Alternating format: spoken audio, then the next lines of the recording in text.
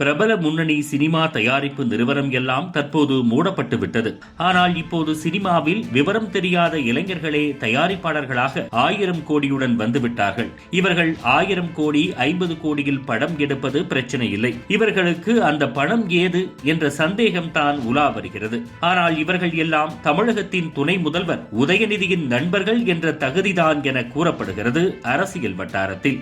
சமீப காலமாக தமிழகத்தில் டாஸ்மாக் நிறுவனத்தில் நடைபெற்றுள்ள முறைகேடுகள் பெரும் புயலை கிளப்பியுள்ளன. இந்த ஊழல் புகாரில் தொழிலதிபர் ரதீஷ் மற்றும் ஆகாஷ் பாஸ்கரன் பெயர் அடிபட்டது. இவர்களுடன் விக்ரம் ஜூஜு உள்ளிட்டோரும் தலைமறைவாக இருந்து வருகின்றனர். இவர்கள் எல்லாம் உதயநிதியின் நண்பர்களாக இருக்கின்றனர். ரதீஷின் பகட்டான வாழ்க்கை மற்றும் விருந்து கலாச்சாரம் குறித்து பல தகவல்கள் வெளியாகியுள்ளன. டாஸ்மாக் ஊழலின் மையப்புள்ளியாக கருதப்படும் அவர் தனது ஆடம்பர வாழ்க்கைக்கும் பணத்தை தாராளமாக செலவழிக்கும் பழக்கத்திற்கும் பெயர் போனவர் என்று கூறப்படுகிறது. அமலாக்கத்துறை சோதனைக்கு முந்தைய நாள் சென்னையில் நடைபெற்ற ஒரு ஆடம்பர விருந்தில் ரதீஷ் கலந்து கொண்டதாக தகவல்கள் தெரிவிக்கின்றன. அதன் பிறகே டாஸ்மாக் ஊழல் தொடர்பாக அமலாக்கத்துறை வருவதை தெரிந்து வெளிநாடுகளுக்கு தப்பியதாக கூறப்படுகிறது. உச்சநீதிமன்றம் இடைக்கால தடை கொடுத்திருந்தாலும் தனிநபரை விசாரிக்க அமலாக்கத்துறைக்கு எந்த தடையும் இல்லை. இதனால் இவர்களின் ஒருவரை பிடித்து விசாரணை நடத்தினால் கட்டாயம் உதயநிதி பக்கம் அமலாக்கத்துறை திரும்பலாம் என்றும் உதயநிதி ஸ்டாலினின் மருமகன் சபரீசன் உள்ளிட்டோருக்கு நெருக்கடி இருப்பதாக அரசியல் விமர்சகர்களின் பார்வையாக உள்ளது.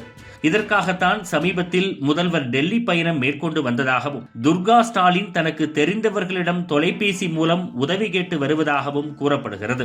அவர்கள் எல்லாம் கைவிட்டதால் உதயநிதி மீது முதல்வர் ஸ்டாலின் கடும் கோபத்தில் இருப்பதாகவும் அந்த தம்பியை காப்பாற்ற அமலாக்கத்துறைக்கு அதிகாரிகள் தரப்பில் இருந்து சிபாரிசு பறந்து வருகிறதாம்.